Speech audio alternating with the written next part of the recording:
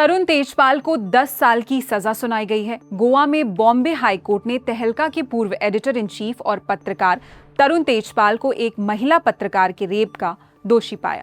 वारदात के समय ये पत्रकार तरुण तेजपाल की जूनियर कलीग थी। अदालत ने तेजपाल को यौन शोषण और आपराधिक बल प्रयोग का भी दोषी पाया। कोर्ट ने रेप के लिए 10 साल की अनिवार्य न्यूनतम सजा सुनाई। सेक्सुअल हैरासमेंट और क्रिमिनल असॉल्ट के लिए भी एक साल की सजा सुनाई है, लेकिन ये सभी सजाएं साथ साथ ही चलेंगी। तेजपाल पर करीब 10 लाख रुपए का जुर्माना भी लगाया गया है। कोर्ट ने तरुण तेजपाल को सरेंडर करने के लिए 4 हफ्ते का टाइम दिया है।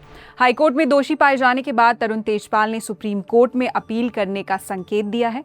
नमस्ते, मेरा नाम है निहारिका और आप देख रहे हैं इंडियन एक्सप्रेस हिंदी। सबसे पहले जान लेते हैं कि ये पूरा मामला क्या है। ये 2013 का केस है। घटनाक्रम है 7 और 8 नवंबर 2013 का।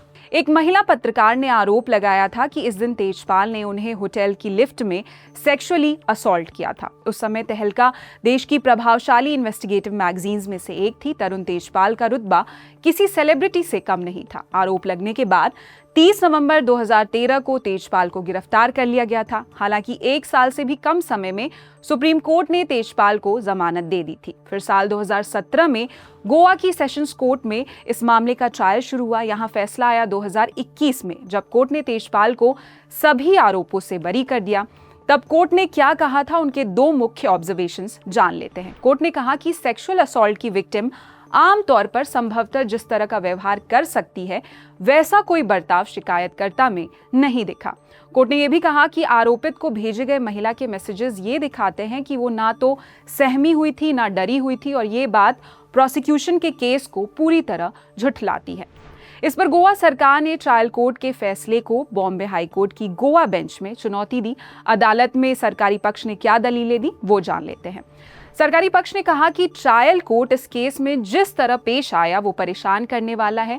सरकारी पक्ष ने कहा कि निचली अदालत ने मानो ये गाइडलाइंस बना दी कि ऐसे हालात में विक्टिम को कैसा बर्ताव करना चाहिए। गोवा सरकार की ओर से पेश हुए भारत के सॉलिसिटर जनरल तुषार मेहता, उन्होंने कहा कि ट्रायल कोर्ट ने तो जैसे शिकायतकर्ता पर ही ट्रायल चला दिया।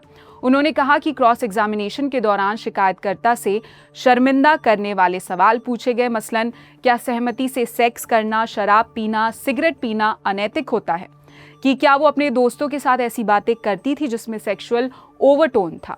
तुषार मेहता ने हाईकोर्ट में कहा कि शिकायतकर्ता से ऐसे सवाल नहीं किए जाने चाहिए थे या ट्रायल कोर्ट को इन पर ध्यान नहीं देना चाहिए था। प्रोसिक्यूशन ने ट्रायल कोर्ट के घटनाक्रम को गलत और विकृत निष्कर्षों का क्लासिक मामला बताया। अब जान लेते हैं कि डिफेंस यानी तरुण तेजपाल के वकीलों ने क्या दलील दी। कुछ प्रमुख पॉइंट्स में बताते हैं। तेजपाल के वकील आबाद पोंडा ने कहा कि शिकायतकर्ता के बयानों में विरोधाभास था। बचाव पक्ष ने सीसीटीवी फुटेज का हवाला देते हुए कहा कि फुटेज में तेजपाल द्वारा महिला को जबरन लिफ्ट में खींचने जैसी कोई बात नहीं दिखी। डिफेंस के मुताबिक कथित असॉल्ट के बाद शिकायतकर्ता का व्यवहार प्रोसिक्यूशन के इस केस से मेल नहीं खाता कि वो डरी सहमी हुई थी। डिफेंस ने कहा कि शिकायतकर्ता कार्यक्रमों और सामाजिक आयोजनों में जाती रहीं। डिफेंस ने यह भी कहा कि प्रोसिक्यूशन ने तेजपाल के माफी मांगने वाले जिन ईमेल्स का जिक्र किया उनका गलत अर्थ लगाया, उसे सेक्सुअल एनकाउंटर का कबूलनामा माना, जबकि किसी भी ईमेल में सहमति से सेक्स या सेक्सुअल एनकाउंटर का कबूलनामा नहीं था। केवल सेक्सुअल किस्म की मौखिक बातचीत का संदर्भ था। यहाँ डिफेंस की दलील में माफी मांगने वाले जिस ईमेल का जिक्र आया है वो क्या था, वो जान लेते हैं। दरअसल घटना के बाद तेजपाल ने शिकायतकर्ता को एक ईमेल भेजा था। इसमें समझने में चूक होने पर माफी मांगी और शर्मिंदगी जताई थी। इस पूरे बैकग्राउंडर के बाद अब जानिए कि आज 6 अगस्त को अदालत में क्या हुआ। बॉम्बे हाईकोर्ट ने निचली अदालत का फैसला पलटते हुए तरुण तेजपाल को दोषी पाया। हाईकोर्ट ने साफ कहा, हमने निचली अदालत के फैसले को रद्द करते हुए तेजपाल को दोषी ठहराया है। इससे पहले तेजपाल ने अदालत से नरमी दिखाने की अपील करते हुए कहा था कि मैं 62 साल का हूं और मेरा मानना है कि मैं पीड़ित हूं। मेरी पत्नी है, बहुत कुछ कहने के लिए नहीं है, मैं बस इतना कह सकता हूं कि हम अपील कर सकते हैं, प्लीज मेरे साथ उदारता दिखाइए। हम लोग बिल्कुल नाखुश हैं इस जजमेंट से। हमें लगता है कि बेंच ने हमारा जो मटीरियल था, एविडेंस था, उसको अप्रिशिएट नहीं किया है, तो हम लोग उसको अपील कर देंगे। मैंने बोला मैं एक पॉलिटिकल विक्टिम हूँ, मेरे को तहलका की जो पत्रकारिता है उसके चलते हुए मेरे को पीछे 13 साल से सरकार पड़ी है। दोषी करार दिए जाने के बाद ही साफ हो गया था कि तेजपाल को सजा मिलेगी। कोर्ट ने तेजपाल को उन धाराओं में दोषी माना है जो किसी महिला पर अथॉरिटी, ट्रस्ट या कंट्रोल रखने वाले व्यक्ति द्वारा किए गए अपराध से जुड़ी है। इन धाराओं में कम से कम 10 साल की सजा का प्रावधान है, जिसे उम्र कैद तक बढ़ाया जा सकता है। जस्टिस डॉक्टर नीला गोखले और जस्टिस अमित जामसांडेकर की डिवीजन बेंच ने तेजपाल को आईपीसी की धारा 376(2)(f), 376(2)(k), 354(a) और 354(b) के तहत दोषी पाया। अब इन धाराओं का मतलब समझ लेते हैं। धारा 376(2)(f) किसी भरोसेमंद या अथॉरिटी वाले पद पर मौजूद व्यक्ति द्वारा रेप करना। धारा 376(2)(k) किसी महिला पर नियंत्रण या दबदबा रखने की स्थिति में रेप करना। धारा 354(a) सेक्सुअल हरासमेंट माने यौन उत्पीड़न। धारा 354(b) महिला के कपड़े उतारने की नीयत से हमला या आपराधिक बल का इस्तेमाल करना।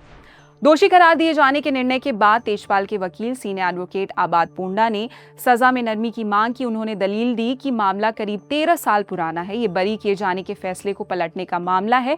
इसी आधार पर उन्होंने सुप्रीम कोर्ट में अपील दाखिल करने के लिए दोषी ठहराने के आदेश पर कम से कम 8 हफ्ते की रोक की मांग की थी। बचाव पक्ष ने यह भी ध्यान दिलाया कि तेजपाल के खिलाफ कोई और केस या एफआईआर दर्ज नहीं है। वहीं सॉलिसिटर जनरल तुषार मेहता ने तेजपाल की नरमी की अर्जी का विरोध करते हुए कोर्ट में कहा, पीड़िता उसकी बेटी की उम्र की लड़की थी, इसके बावजूद उसने ये अपराध किए।